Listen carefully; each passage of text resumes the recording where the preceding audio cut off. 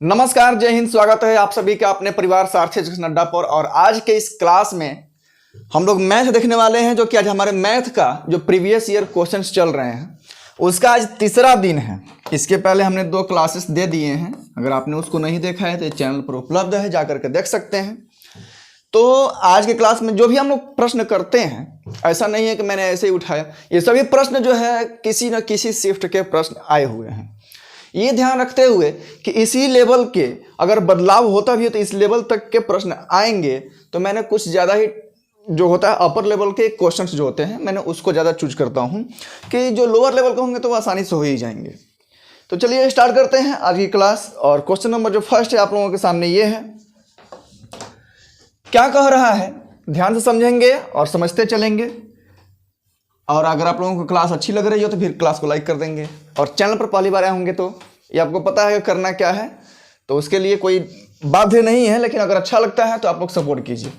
कह रहा कि 10 प्रेक्षणों का जो औसत है वो 46 है। प्रेक्षण मतलब कि कोई प्रोसेस किया जा रहा है, कोई परफॉर्मेंस किया जा रहा है, उसका जो एवरेज है 46 है। लेकिन बाद में पता चला कि जो 10 प्रेक्षण हैं, 1 से लेकर के जो 10 प्रेक्षण से हैं, इसमें प्रोसेस है, इनका रेशियो जो दे दिया है वो आपका रेशियो नहीं, एवरेज जो दे दिया है, क्या दिया है भाई 46 दिया है। लेकिन बाद में पता चला कि इसमें से जो 1 से लेकर के 10 तक की मतलब कि जो संख्याएं दी हुई थी, 1 से लेकर के 10 तक की संख्याएं नहीं, 1 से 10 तक जो 10 संख्याएं दी हुई थी उसमें से एक संख्या 142 था, लेकिन उसके स्थान पर सिर्फ 42 ही इसमें ऐड किया गया। क्योंकि औसत निकालने का मतलब ये होता है कि सभी संख्याओं का योग बटा में संख्याओं की संख्या। ये तो सभी लोगों को भाई पता है। जो उसी में से जो 10 संख्याएं थीं उसमें एक संख्या 142 थी, लेकिन उसके जगह पर सिर्फ और सिर्फ 42 ही जोड़ा गया, जिसके वजह से इसका जो एवरेज है वो 46 आया। तो कह रहा है कि आखिर वास्तव में अगर हम लोग 42 के जगह पर 142 लिए होते तो वो एवरेज कितना आया होता, ये पूछ रहा है।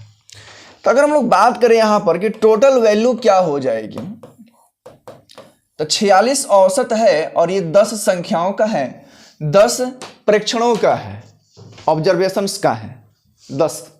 तो टोटल वैल्यू कितना हो जाएगा भाई 460। कितना हो जाएगा भाई 460। प्रेक्षण कितने हैं, ऑब्जर्वेशन कितने हैं, 10 हैं। अब ध्यान दो, अब ये इसमें 142 जोड़ना था, लेकिन ये 42 ही जोड़ा है। तो अगर हमें 142 रुपये की ज़रूरत है और कोई 42 रुपये देगा, तो अभी उस लेवल तक नहीं पहुंचा हमारा, 142 रुपये की ज़रूरत है, अभी बहुत कम है। तो कम है तो ये कम का ही एवरेज निकल गया है। हमें चाहिए कितना था 142, तो 42 तो पहले से इसमें जोड़ा हुआ है, तो दोनों का जो डिफरेंस होगा वो कितना हो जाएगा भाई 100 होगा। इन दोनों का जो डिफरेंस होगा वो कितना हो जाएगा 100 हो जाएगा। अगर 142 में से 42 को माइनस करें कितना आ जाएगा भाई 100 हो जाएगा। यानी कि जो रियल इसका जो वैल्यू आने वाला था उसमें 100 का डिफरेंस है, तो हमें इसमें 100 क्या करना पड़ेगा भाई, ऐड करना पड़ेगा। टोटल कितना हो जाएगा 560। और ये कितने ऑब्जर्वेशन का है, फिर से इसका रेशियो पूछ रहा है, तो रेशियो में 10 से डिवाइड करना पड़ेगा, एवरेज में, क्योंकि इसमें 10 ऑब्जर्वेशंस हैं तो 10 से डिवाइड करना पड़ेगा। और वास्तविक में जो हमारा रेशियो आने वाला था, एवरेज आने वाला था, जो वैल्यू आने वाला था वो क्या था भाई 56 था। तो ए फॉर एप्पल इसका क्या है भाई, राइट आंसर है। नेक्स्ट देखेंगे, ध्यान से क्वेश्चन को समझते हुए चलेंगे। कहीं भी दिक्कत होगी तो आप लोग कमेंट करके बता भी सकते हैं। करा कि यदि 2 संख्याओं का जो औसत है, औसत दिया है कि 2 संख्याओं का जो औसत है वो 13 है और उनके गुणनफल का वर्गमूल 12 है, तो संख्याओं के बीच के अंतर क्या होंगे ये बताने हैं। देखिए कह रहा है क्या, क्वेश्चन बहुत बढ़िया है, छोटा सा दिया हुआ है लेकिन अच्छा दिया हुआ है। 2 संख्याएं हैं, हम लोग फर्स्ट सेकंड भी मान सकते हैं, एक्स वाई भी मान सकते हैं, ए और बी भी मान सकते हैं। तो चलिए हम लोग x एंड y मान लें कि 2 संख्याएं हैं, इन दोनों का जो एवरेज है वो 13 है। तो अगर x प्लस y की वैल्यू निकालें, ये क्या हो जाएगा भाई 26 हो जाएगा। होगा कि नहीं होगा बताइए। ये जो 2 है नीचे में डिवीजन में है, उधर जाएगा तो क्या हो जाएगा, मल्टीप्लिकेशन में हो जाएगा, क्योंकि ये औसत दिया है। तो 2 संख्याएं हैं तो हमें 2 लिखना पड़ेगा यहाँ। बात समझ में आ रहा है? तो 26 हो गया यहाँ। और उनके गुणनफल का वर्गमूल, आगे क्या कह रहा है, आगे ये कह रहा है कि इनके जो गुणनफल हैं इसका वर्गमूल 12 है। क्या है भाई, वर्गमूल करने के बाद ये 12 आ रहा है। इसके क्या है, वर्गमूल 12 है। अगर हम लोग x इंटू वाई की वैल्यू निकालें, x इंटू वाई की वैल्यू अगर निकालें तो ये 12 का स्क्वायर हो जाएगा तो 144 हो जाएगा। होगा कि नहीं होगा, बताइए। तो अब हमें ऐसी 2 संख्याएं ढूंढनी है कि जिसको जोड़ने पर 26 आ जाए, जिसको गुणा करने पर क्या आ जाए भाई, 144 आ जाए। जोड़ने पर 26 आ जाए और गुणा करने पर क्या आ जाए भाई, 144 आ जाए। तो कभी भी देखिए, अलजेब्रा हो, इस प्रकार का इक्वेशन हो या इस प्रकार का क्वेश्चन हो, बनाएंगे तो आपका बहुत टाइम लगेगा। उससे बढ़िया है कि 20 तक पहाड़ा एकदम रट्टा मार करके यहाँ पर रखिए, और जब भी ऐसा प्रश्न देता है कि 2 संख्याओं का योग इतना है, 2 संख्याओं का अंतर इतना है, गुणनफल इतना है या भागफल इतना है, तो आसानी से इसका आंसर आ जाएगा। जैसे हम लोग बात करें कि 18 और 8 को अगर जोड़ दें तो क्या ये 26 हो जाएगा क्या, इसी से हमें पता चल जाएगा, ऑप्शन से भी पता चल जाएगा। 18 और 8 को अगर जोड़ दें तो ये 26 हो जाएगा, और 18 और 8 को गुणा करें तो 18 8 44 से होता है, जिसका वर्गमूल करने पर 12 भी आ जाएगा। यानी कि सारे कंडीशंस को ये सेटिस्फाई कर रहा है। बात समझ में आ रहा है, बात समझ में आ रहा है यहाँ तक। अब क्या करें कि इन दोनों का अंतर क्या होगा, यानी कि 18 और 8 का डिफरेंस क्या होगा। तो 18 में से जब 8 आप घटाएंगे कितना आएगा भाई, 10 आएगा, और B4 क्या, बॉल, इसका आंसर हो जाएगा। बात समझ में आ गया। नेक्स्ट देखेंगे, ये जो क्वेश्चन है अभी हम लोग देखेंगे, अभी जो ये क्वेश्चन इंपॉर्टेंट है, ध्यान रखिएगा। ये LCM SCF का प्रश्न है, और ये ऐसा क्वेश्चन हर शिफ्ट में, हर एग्जाम में पूछा है, तो इस पर खास थोड़ा ध्यान रखेंगे कैसे बनाना है। और पूरी बनाने की जरूरत नहीं है, मैंने बताया था आप लोगों को पिछले क्लास में भी, थोड़ा सा एक स्टेप आगे लेकर जाएंगे पता चल जाएगा। देखिए कह रहा है कि वह बड़ी से बड़ी संख्या ज्ञात करे। बड़ी से बड़ी का मतलब HCF, highest common factor. HCF का ही तो मतलब होता है हाईएस्ट, और हाईएस्ट का मतलब ही होता है बड़ा होता है या ऊंचा होता है। बात समझ में आ रहा है ना। अगर छोटे से छोटे दिया होता तो LCM करते, क्योंकि लीस्ट कॉमन मल्टीपल होता है। ऐसे आपको पकड़ना है, यहाँ पर ऐसे सूझबूझ रखनी है। तो वह बड़ी से बड़ी संख्या ज्ञात कीजिए जो 398, 398 और 437 और 54, 25 को विभाजित करने पर क्रमशः 7 शेष बचे, इसमें 12 शेष बचे, और इसमें कितना बचे भाई, 2 शेष बचे। यहाँ तक क्लियर है। सभी में अलग अलग शेष बचने की प्रोसेस कर रहा है। चलिए घटाएंगे तो 1 आएगा, यहाँ आएगा 9, ये आएगा 3, ये आ जाएगा आपका भाई 5, ये आ जाएगा 2, और ये आ जाएगा 4। 17 दूनी का 34, 17 पचे 50, यानी 17 से आ रहा है 3, 2, 4 और 5। अब देखिए यहाँ तक तो आ गया कि शेष बचने वाला प्रोसेस जो था हम लोग घटा लिए। घटाने के बाद इसका HCF करिए, किसी का भी, इन दोनों का ही HCF कर लीजिए या बड़ी छोटी का कर लीजिए, कैसे भी करेंगे आंसर सेम आएगा। और जब करने पर ऐसे पता चल रहा है कि ये सारे जो संख्याएं हैं वो 17 से कटेगा, इसमें भी 17 से करके देख लीजिए, इसमें भी 17 से करके देख लीजिए, यानी कि आपका ऑप्शन A आंसर हो जाएगा। और कभी भी इस प्रकार का अगर प्रश्न देता है तो आप लोग इसी प्रोसेस से बनाएंगे, ठीक है। और ये हर एग्जाम में एक प्रश्न छोड़ता है ऐसा। देखेंगे अगला, परसेंटेज के सवाल तो अच्छे खासे रहते हैं किसी भी एग्जाम्स में। हालांकि अगर SSC GD की बात करें तो मैंने आप लोगों को एनालिसिस में बताया था कि कम से कम 5 से 6 प्रश्न हर शिफ्ट में देखने को मिला था, तो खास करके ध्यान रखेंगे ऐसे प्रश्नों का। करा कि एक कुर्सी अंकित मूल्य पर 10% की छूट के बाद 720 रुपये में बेची जाती है, इसका एसपी दे दिया है कि 720 रुपया है, मतलब सेलिंग प्राइस दे दिया है, विक्रय मूल्य दे दिया है कि 720 रुपये में बेच दिया गया है और उस पर 10% का डिस्काउंट दिया गया है। क्या दिया गया भाई? 10% का डिस्काउंट दिया गया है, तो जाकर के 720 रुपये में बेचा गया है अंकित मूल्य पर। अंकित मूल्य मतलब एमआरपी पर जो टैग लगा हुआ है। तो हमें इसका एमआरपी पता करना पड़ेगा भाई कि एमआरपी उस पर कितना था, आखिर कितना रुपया छाप दिया था कि 10% का छूट दिया तो 720 रुपये में बेचा। तो एमआरपी फाइंड करने के लिए ये आपको एसपी इंटू 100 बाई कितने परसेंट का दिया है भाई? 90% का। 90 मैंने क्यों लगाया? क्योंकि 10% का डिस्काउंट है, तो जो डिस्काउंट रहता है या हानि होता है उसको 100 में से घटा करके लिखा जाता है। तो 100 में से मैंने बोला है घटाने के लिए, तो 10 को 100 में से घटाएंगे तो 90 बच जाएगा। ठीक है, इससे ये कट जाएगा कितने बार में भाई? 8 बार में। यानी कि उस वस्तु पर 800 रुपये लिखा हुआ था, एमआरपी कितना था? 800 रुपये। अब आगे देखेंगे कि कुर्सी का जो क्रय मूल्य है, ठीक है ना, यानी कि CP of the chair, CP जो है उसका 640 रुपया है। कितना है भाई? 640 रुपया है। The cost of the chair is 640 rupees. अब कह रहा है कि जो अंकित मूल्य था हमारा, इसी मूल्य पर बेचेंगे और खरीद करके लाए हैं कितना में भाई?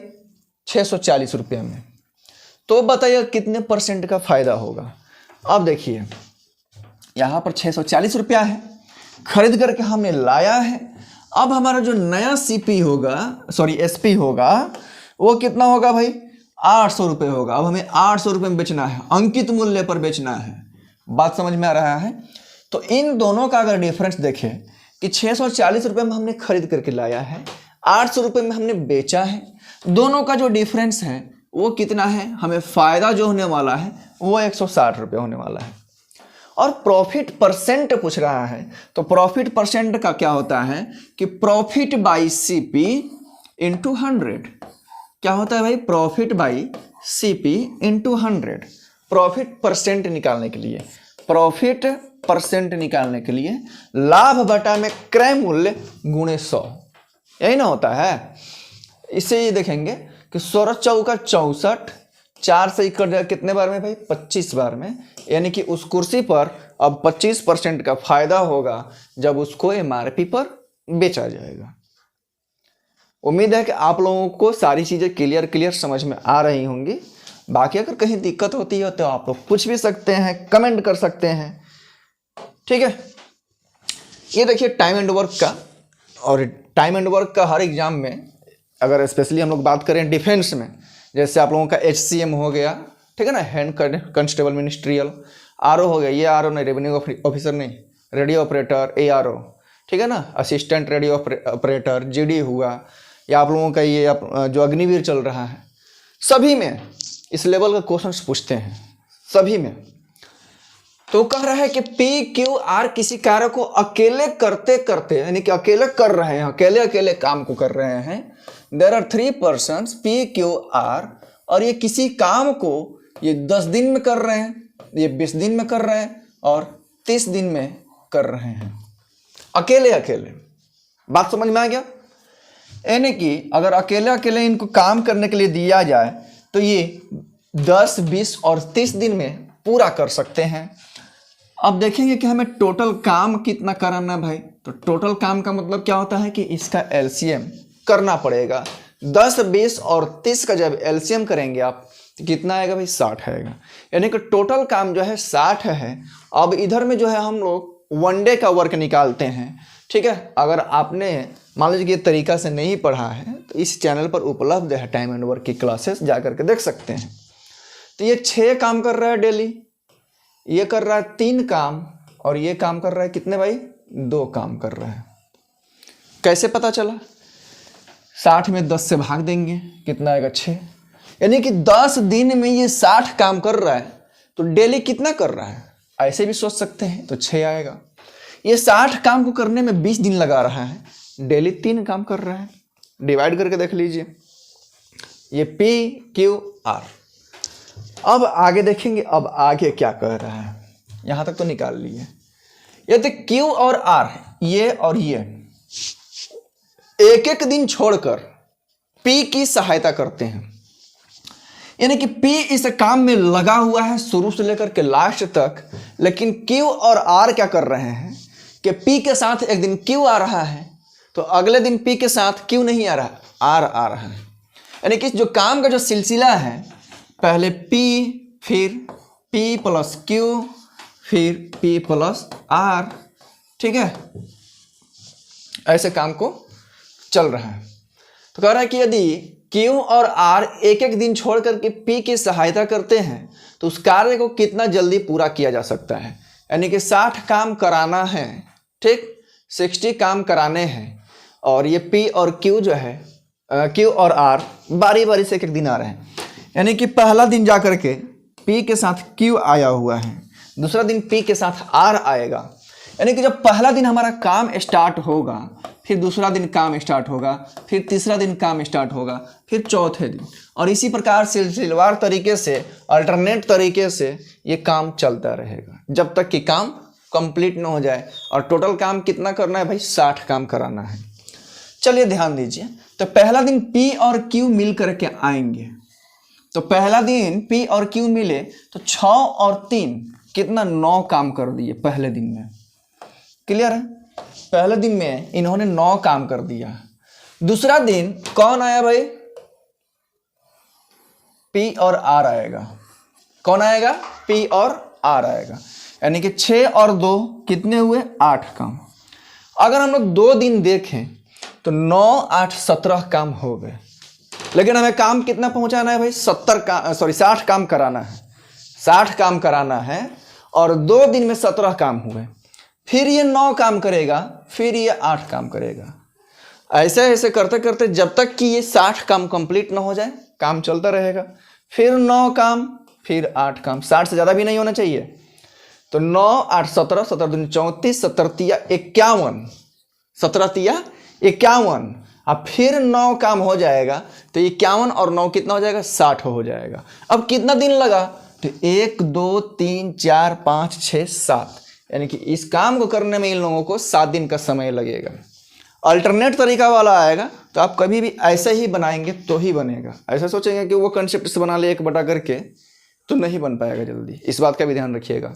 अल्टरनेट तरीका वाला सबसे बेस्ट उपाय है कि आप लोग इस तरीके से बनाएंगे, और उस तरीके से जब तक बनाएंगे जब तक पूरा काम कंप्लीट ना हो जाए। धीरे धीरे धीरे पहुँचते जोड़ते पहुँच जाएंगे। दूसरे तरीके से बनाएंगे बहुत काफ़ी समय लगेगा। नेक्स्ट क्वेश्चन देखेंगे। कह रहा है कि 725 मीटर लंबी एक ट्रेन जो है, ये 725 मीटर लंबी है और साथ में इसको एक केव को पार करना है, टनल को पार करना है। टनल जो है, इसमें सुरंग जो है 235 मीटर है। क्लियर है? तो जब ट्रेन किसी टनल को पार करती है, प्लेटफॉर्म को पार करती है, पुल को पार करती है, तो ट्रेन की लंबाई, प्लेटफॉर्म की लंबाई या पुल की लंबाई या सुरंग की लंबाई ऐड कर दी जाती है, क्योंकि टोटल डिस्टेंस इसको इतना पार करना पड़ता है। उस पुल को भी पार करना पड़ता है और खुद की लंबाई को भी पार करनी पड़ती है। उस ट्रेन के लिए 2 गुना काम हो जाता है। बात समझ में आया? तो टोटल यहाँ पर अगर हम लोग डिस्टेंस की बात करें, क्योंकि चाल पूछ रहा है, तो चाल बराबर क्या होता है भाई? दूरी बटा में समय। तो पहले हम लोग देख लेते हैं कि दूरी कितना है। तो 725 और 235, 5, 5, 10, ये हो जाएगा 6 और ये हो जाएगा 9। कितना हुआ भाई? 960 मीटर इसको टोटल लंबाई तय करनी है। और स्पीड जब पूछ रहा है, चाल जब पूछ रहा है, तो दूरी बटा में समय होता है, ये दूरी हो गया, और समय कितना है यहाँ पर? 48 सेकेंड। लेकिन इसका जो चाल है वो हमें किलोमीटर प्रति घंटे में बतानी है। इससे ही कट जाएगा कितने बार में भाई? 20 बार में। तो ये क्या हुआ? 20 मीटर पर सेकेंड हुआ। सेकेंड में आएगा, और सेकेंड को किलोमीटर में बदलने के लिए 18/5 से करते हैं, क्या? गुणा करते हैं। और किलोमीटर को मीटर में बदलने के लिए 5/18 से गुणा करते हैं।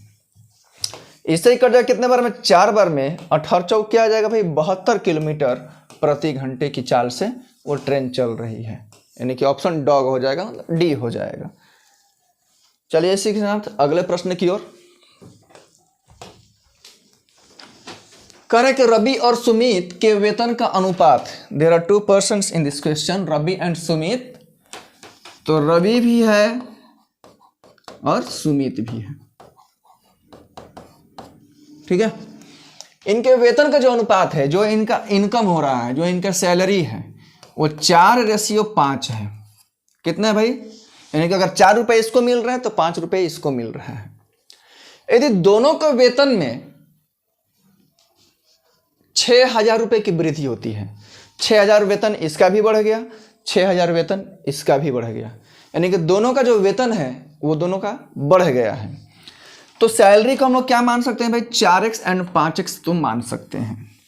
और रेशियो में दिया है तो we can write in fraction in given ratio.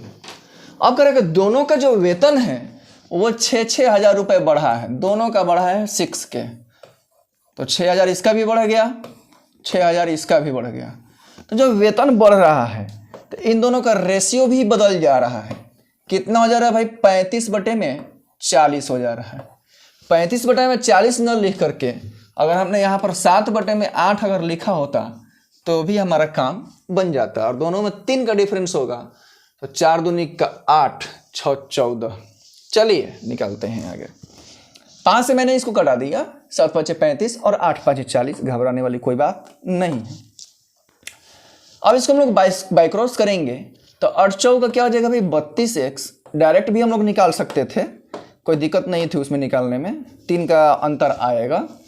तो 32x प्लस 6 8 48, 48,000 हो जाएगा ये, बराबर 7×5 35, 35 x हो जाएगा, प्लस 7×6 42। डायरेक्ट भी हम लोग 3x बराबर 6,000 लिख सकते थे। इन दोनों का जो डिफरेंस होगा, 32 में से 35 घटा या 35 में से 32 घटा, कितना हो जाएगा भाई, 3x हो जाएगा। और 42 में से 48, 48 में से 42 घटा, 6,000, यानी कि x की वैल्यू कितनी हो जाएगी भाई, 2K, 2,000। यहाँ तक तो कोई दिक्कत नहीं होनी चाहिए। तो कह रहा है कि सुमित का बढ़ा हुआ वेतन, सुमित का पहले से वेतन था 5x, कितना था, 5x, तो 5 का 5 और x की वैल्यू कितनी आ गई भाई, 2K, मतलब कि 2,000। तो 5 दूनी का 10,000 हो जाएगा क्या, और बढ़ा हुआ है वेतन मतलब कि 6,000 और बढ़ गया है, कितना हो गया भाई, 16,000 हो गया। 16,000 यहाँ पर है ऑप्शन ए में, तो यहाँ पर 16,000 आपका आंसर हो जाएगा। पिछले क्लास में भी एक ऐसा आया था, सेविंग वाला, एक्सपेंडिचर वाला, इनकम वाला, तो इस क्वेश्चन पर भी ध्यान रखना है, ऐसे प्रश्न पर भी ध्यान रखना है। नेक्स्ट देखेंगे क्या कह रहा है कि एक व्यक्ति 1600 मीटर लंबे मार्ग को 1600 मीटर चल रहा है। मार्ग कितना लंबा है भाई, 1600 मीटर है, ठीक है, 4 मिनट में पार करता है। 1600 पार करने के लिए, 1600 मीटर पार करने के लिए ही टेक्स 4 मिनट, ठीक। तो कह रहा है कि उसकी 4 किलोमीटर प्रति घंटा में कितनी है। अब कुछ बच्चे क्या करेंगे, कुछ साथी क्या करेंगे कि इसको पहले सेकंड में चेंज करेंगे, सेकंड में चेंज करने के बाद इसका चाल निकालेंगे, चाल निकालने के बाद 5/18 या 18/5 जो भी हो उसको चेंज करना पड़ेगा। लेकिन हम क्या करेंगे कि यहाँ पर 1600 मीटर है और यहाँ पर मिनट में दिया है। जब भी मिनट वाला दे ना तो उसको घंटा बनाने की कोशिश कीजिएगा, वो बजाने वाला घंटा नहीं, ये बजने वाला घंटा, ठीक है। अगर 4 मिनट यहाँ पर जो दिया हुआ है तो क्या हम लोग उस 4 मिनट में, 4 मिनट को 1 घंटा बनाने के लिए 15 से गुणा कर सकते हैं क्या, 15 चौका 60 मिनट हो जाएगा। तो जब 15 उधर से गुणा किए हैं तो 15 हम लोग इधर भी गुणा करेंगे। बात समझ में आया। जब 15 उधर गुणा किए हैं तो इक्वेशन में कोई बदलाव ना हो, उसके लिए हमें बराबर प्रोसेस दोनों साइड में LHS RHS में करनी पड़ती है। क्लियर है। तो यहाँ पर 15 से 15 से हमने कर दिया, इधर 1 घंटा आ गया 60 मिनट, और इधर 15-16 से करेंगे तो 24 पर 000 ये मीटर में आ जाएगा। और किलोमीटर में चेंज करने के लिए you have to divide by 1000, then you get 24 kilometre. तो 24 किलोमीटर क्या हो जाएगा भाई, आपका आंसर हो जाएगा। एकदम शॉर्टकट तरीका था इसका। आगे देखेंगे साधारण ब्याज चक्रवृद्धि ब्याज क्या कह रहा है। कह रहा है कि साधारण ब्याज की एक निश्चित वार्षिक दर पर एक धनराशि का प्राप्त मिश्र धन 4 वर्ष में 4 ईयर्स में, सबसे आसान तरीका इसका यही है बनाने का कि इतने समय में इतना हो जाता है, इतने समय में इतना हो जाता है। तो 4 वर्ष में 13,200 और 8 वर्ष में ये कितना हो जा रहा है, 8 ईयर्स में 16,400। इससे हमारा ब्याज भी निकल जाएगा और समय भी निकल जाएगा और हमारा मूलधन भी निकल जाएगा। देखिए इसमें कुछ नहीं दिया, केवल मिश्रधन दे दिया है कि 4 वर्ष में इतना हो रहा है, 2 वर्ष में इतना हो रहा है, 5 वर्ष में इतना हो रहा है, कोई दिक्कत नहीं है। अब कह रहा है कि जो हमारा पैसा है, जो मूलधन है, जो प्रिंसिपल है, उसको अगर 10% पर दे दें तो इतने वर्ष में कितना हो जाएगा। बात समझ में आ रहा है। तो करना क्या है कि इस सब का डिफरेंस निकालना है। क्या करना है, डिफरेंस निकालना है। तो यहाँ पर 8 और 4 का डिफरेंस क्या हो जाएगा, 4, और इन दोनों का अगर डिफरेंस निकालें तो 3200 हो जाएगा। यानी कि 4 साल में 3200 रुपये का डिफरेंस आ रहा है। कहने का मतलब ये है कि 4 साल में उसका जो ब्याज है, उसका जो इंटरेस्ट है वो 3200 रुपये हो रहा है 4 साल में। और ये जो है आपका चक्रवृद्धि ब्याज नहीं है, साधारण ब्याज है। और साधारण ब्याज में हर साल के लिए बराबर ब्याज बढ़ता है। क्लियर है। तो अगर हम लोग 1 साल का निकालें तो कितना हो जाएगा भाई, 800 रुपये हो जाएंगे। ये 4 से तो कट जाएगा 8 बार में, तो 800 रुपये बचेंगे आपके यहाँ पर। क्लियर है। अब कहेंगे कि इसका मूलधन कैसे आएगा। तो प्रिंसिपल निकालने के लिए ये 16,400 हो या 13,200 हो, किसी एक को ले सकते हैं। तो जो 13,200 है, जो 13,200 है, ये हमारा मिश्रधन है। मिश्रधन का मतलब क्या होता है कि ब्याज भी मिला दिए और पैसा भी मिला दिए, वो होता है आपका टोटल अमाउंट। क्लियर है।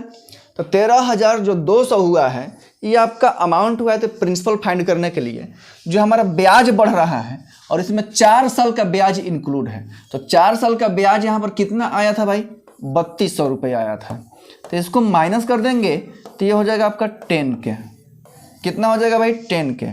10,000 रुपये हमारा प्रिंसिपल हो जाएगा। अब इस प्रिंसिपल का 10,000 रुपये का 10% की दर से 5×15 = 16/5 गुणे नीचे में क्या होता है भाई, 100। इसका ब्याज निकालना है। प्रिंसिपल हमारा आ गया, ठीक है। समय दे ही दिया है, रेट दे ही दिया है, 100 से डिवाइड होता ही है according to formula of PRT SI का, ठीक है। तो 1 0 से 1 0, फिर 1 0 से 1 0। क्लियर है। और 5 से कटा देंगे तो 5 दूनी का 10, 200, और 16 दूनी का 3200, इसका आंसर हो जाएगा। समझ में आया, क्लियर हुआ। नेक्स्ट देखेंगे।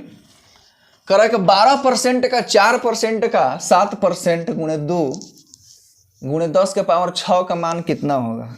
लग रहा है कि टोटल 0 कट जाएगा। 12% दिया था हमने, 12% लिख लिया। परसेंट मतलब कि बटा में 100, फिर 4/100, सब 0 कट जाएगा, केवल संख्याएं ही बच जाएंगी।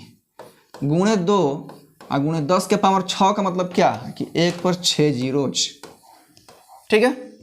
नीचे में 6 0, ऊपर में 6 0 कैंसिल हो गया और सबको गुणा कर लेना है।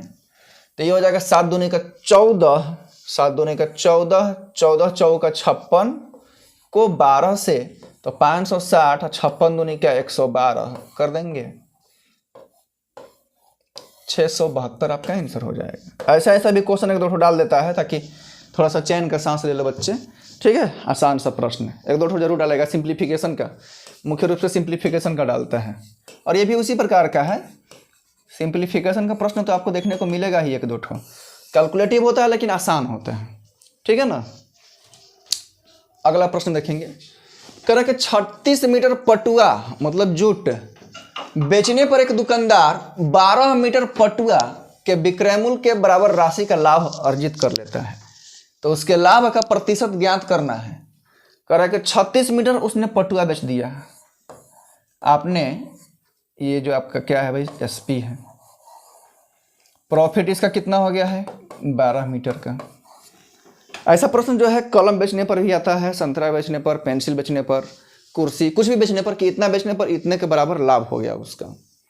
ठीक है, तो इसमें हमें सीपी फाइंड करना होता है। क्या होता है भाई, सीपी फाइंड करना होता है।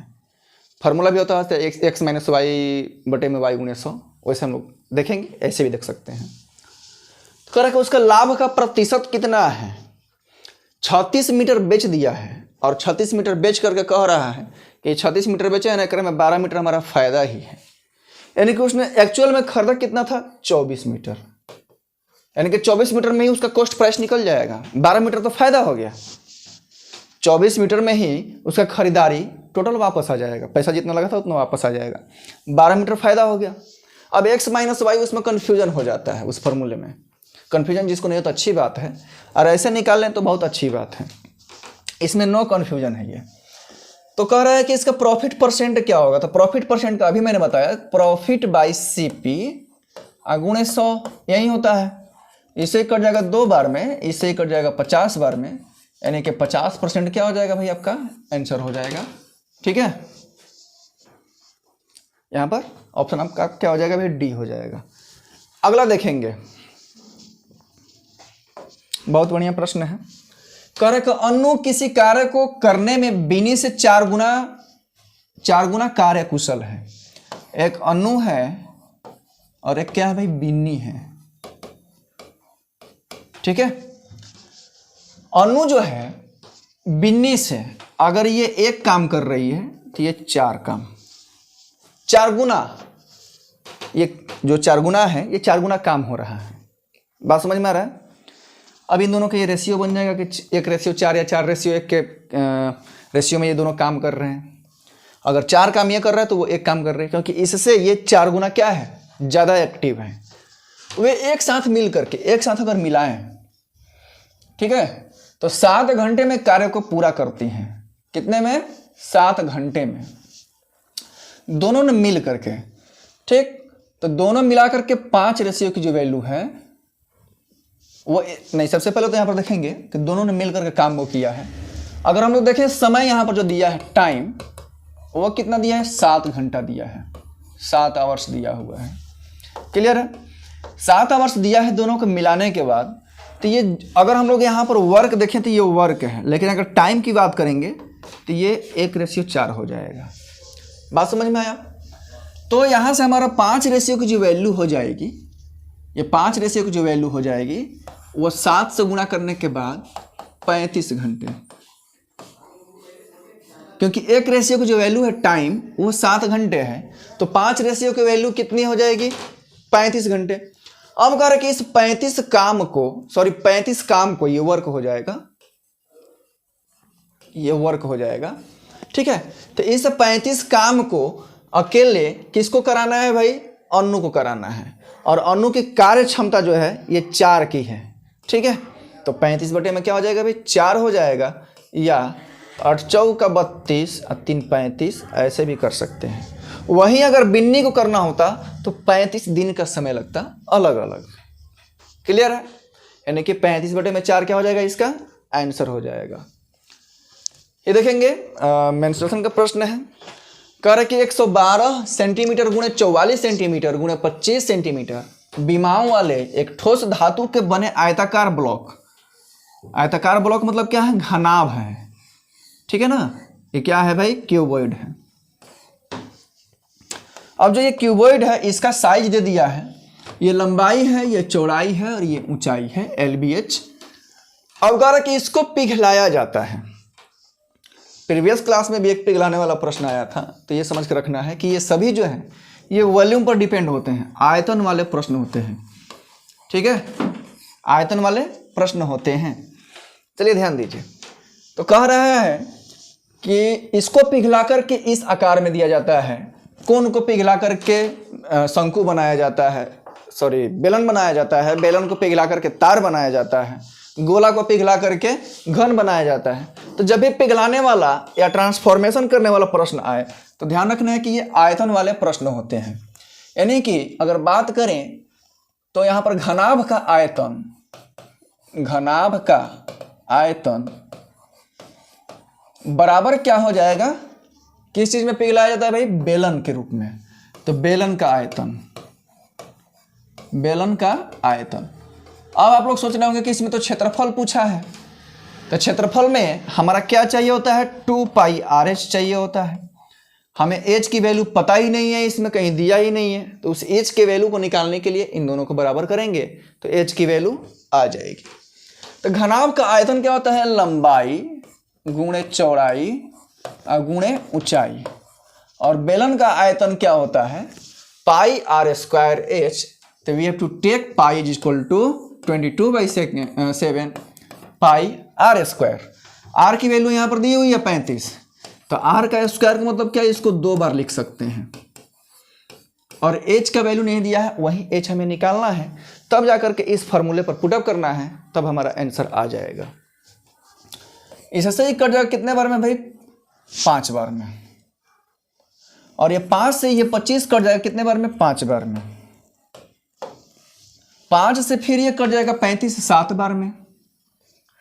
और 7 से 16 सत्ते 16 बार में, ठीक है। इससे ये कट जाएगा कितने बार में भाई, 2 बार में। टोटल कट गया और h की वैल्यू क्या आ गई, 32 सेंटीमीटर। बात समझ में आया। अब इसका जो है हमें क्षेत्रफल निकालना है, तो क्षेत्रफल निकालने का मतलब क्या है कि यहाँ पर जो है 2πr(h) पर रखना है, तो 2 का 2 हो गया, पाई की वैल्यू 22/7 और r की वैल्यू 35 दी हुई है ना, 35, और h की वैल्यू कितनी आ गई यहाँ पर, 32। इससे ही कटा देंगे कितने बार में, 5 बार में।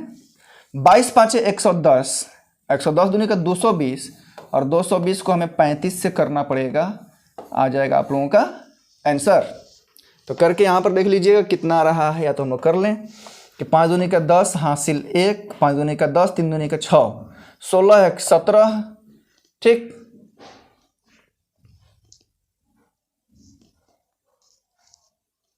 तीन दूनी का 6 1 7, 7700 आने चाहिए। हो सकता है मे भी कहीं गड़बड़ हो इसमें। वक्र पृष्ठ का क्षेत्रफल निकालना है, वक्र पृष्ठ का हमने निकाल दिया। नेक्स्ट देखेंगे, next and last question. Correct, एक समबाहु त्रिभुज है। समबाहु का मतलब क्या है, इक्विलेटरल ट्रायंगल है, सब जिसकी सभी भुजाएं आपस में क्या हो, बराबर हो। इसकी सभी भुजाएं आपस में क्या हो, बराबर हो। इसका परिमाप, त्रिभुज का परिमाप दे दिया है कि परिमाप इसका जो है 36√3 है। क्या है भाई, 36√3 है, सेंटीमीटर है। तो परिमाप से सबसे पहले हमें इसका भुजा निकालना पड़ेगा। क्या करना पड़ेगा, भुजा निकालना पड़ेगा। तो भुजा और परिमाप जो होता है इसका 3 से डिवाइड करना पड़ेगा। परिमाप का मतलब क्या होता है कि तीनों को जोड़ने के बाद 36√3 आया है, तो 3 से डिवाइड करेंगे इसको 36√3 को, तो कितना आ जाएगा भाई, 12√3 आ जाएगा, क्योंकि यहाँ पर 3 से कट जाएगा कितने बार में, 12 बार में। अब उसकी ऊंचाई निकालने के लिए, ऊंचाई के लिए फॉर्मूला होता है √3/2 इंटू भुजा, ठीक है।